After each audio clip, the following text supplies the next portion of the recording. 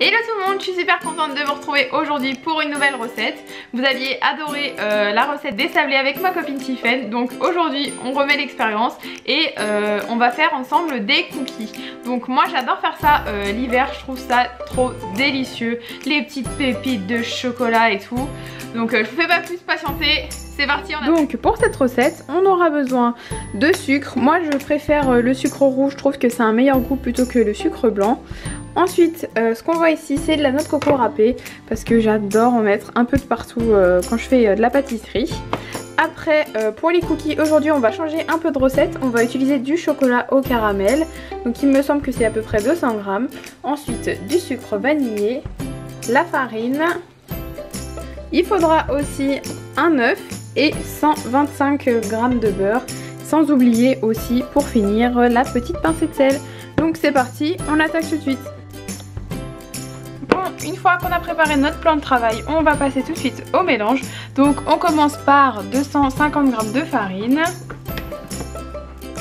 Une fois que c'est fait, on va ajouter le sucre. Donc pour le sucre, ils disent environ 90 g. Donc on va mesurer ensemble.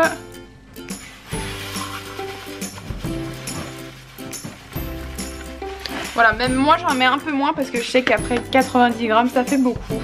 Surtout quand après on rajoute le sucre vanillé avec le chocolat, je trouve que ça fait plutôt pas mal. Donc ensuite on rajoute aussi le sucre vanillé. Donc c'est parti. Hop, on verse l'intégralité du sachet.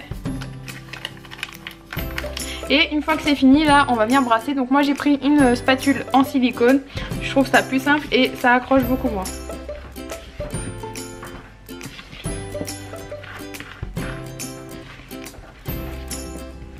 Donc une fois qu'on a fait ça, on va venir ajouter le beurre.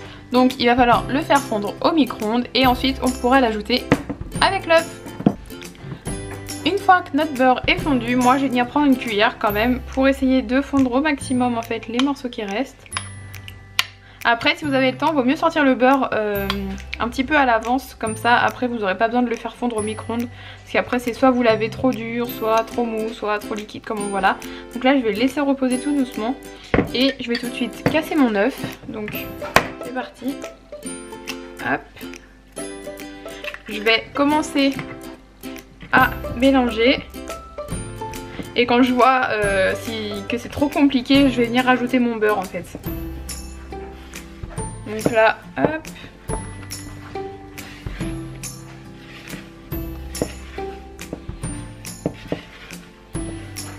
Donc voilà, ça c'est fait. Maintenant je vais venir prendre mon beurre et je vais venir le verser à l'intérieur.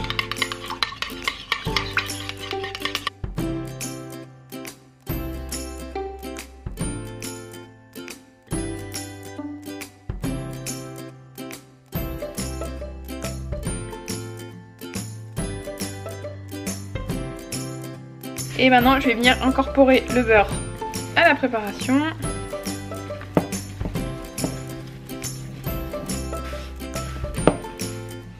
Donc voilà, une fois qu'on en est là à peu près, moi je vais quand même venir rajouter mes petits copeaux de noix de coco.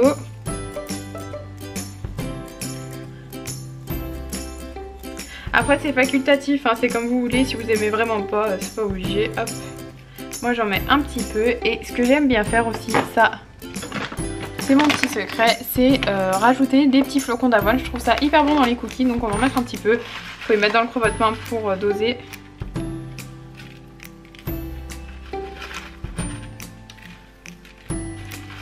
Voilà, je pense que ça suffit. Hop. Donc là, une fois qu'on a bien mélangé, on va venir couper notre chocolat en morceaux. Et du coup, on va venir prendre notre planche en bois et couper notre chocolat. Au niveau de la quantité, c'est vraiment au choix et selon combien vous avez de pâte. Parce que là, je sais que ça fait environ 200 g une plaque. Si vous voulez en mettre plus, il n'y a pas de problème. Si vous voulez en mettre moins aussi. Donc là, je vais venir couper mon chocolat comme je vous ai dit. Donc c'est un peu dur avec le couteau. Si jamais, je sais que dans le commerce, ils en vendent directement sous forme de pépites.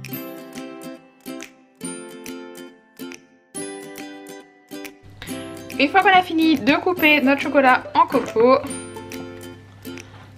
comme ceci. On va venir y mélanger à la préparation. Donc je verse tout à l'intérieur. Voilà, là je vais venir brasser avec ma spatule et après je vais venir justement y pétrir avec les mains.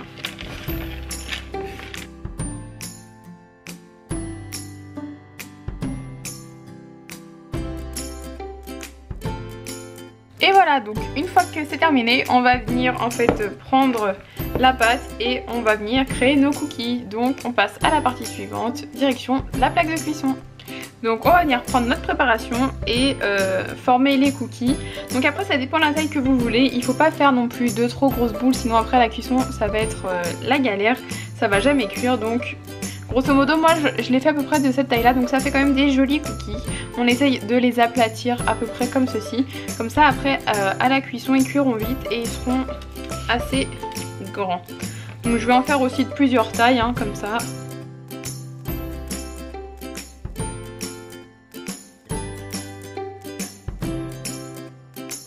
Une fois que c'est fini, on voit qu'ils sont bien étalés sur la plaque et du coup c'est parti, on va les mettre environ 9 à 11 minutes. Il faut bien surveiller la cuisson parce que ça dépend comment vous les aimez. Si vous les préférez moelleux, on va plutôt checker les 9 minutes. Et si vous les préférez plutôt bien cuits et très croustillants, il faudra plutôt une dizaine de minutes. Donc c'est parti, direction le four.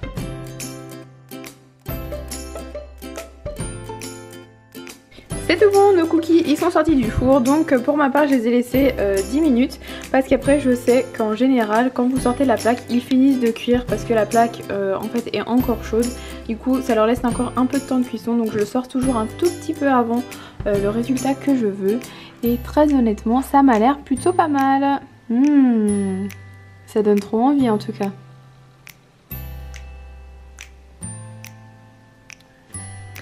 Et voilà, c'est tout bon, donc ils ont bien refroidi et ils ont l'air juste délicieux. Donc ça c'est parfait pour le goûter ou en guise de dessert. La cuisson est vraiment top.